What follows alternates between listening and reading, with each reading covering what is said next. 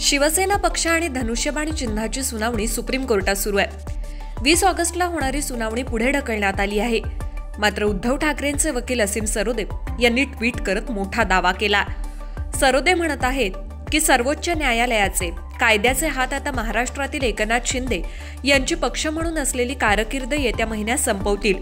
कुणीही कसेही मनमानेल त्या पद्धतीने पक्ष फोडतील, पक्ष पळवतील आणि असंविधानिकता आणि पक्ष चोरी चालणार नाही असं प्रस्थापित होणं कायद्यावर आणि न्यायव्यवस्थेवर प्रेम करणारं म्हणून मला महत्त्वाचं वाटतंय।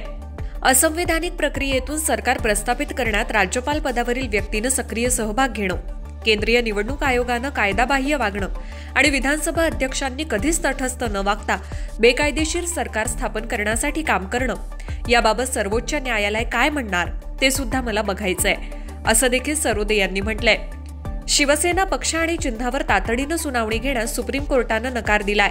20 ऑगस्टला ही सुनावणी होणार होती, मात्र आता ती पुढे ढकलण्यात आली आहे। त्यामुळे आगामी स्थानिक स्वराज्य संस्थांच्या निवडणुकांआधी यावर सुनावणी होत अंतिम निकाल येणार ते स्थानिक स्वराज्य संस्थांच्या निवडणुकीनंतर येणार, याकडे शिवसैनिकांचं लक्ष लागलंय। विधिमंडळाच्या पावसाळी अधिवेशनाच्या दरम्यान उपमुख्यमंत्री एकनाथ शिंदे हे दिल्ली दौऱ्यावर गेले होते। त्यानंतर 8 दिवसांपूर्वी ते पुन्हा दिल्ली दौऱ्यावर गेले। या दौऱ्यात त्यांनी भाजपच्या मोठ्या नेत्यांची भेट घेतली। दरम्यान या भेटीत त्यांनी वकिलांकडून शिवसेना पक्ष आणि धनुष्यबाण चिन्ह याविषयी सुप्रीम कोर्टात सुरू असलेल्या सुनावणी संदर्भात आढावा देखील घेतलाय।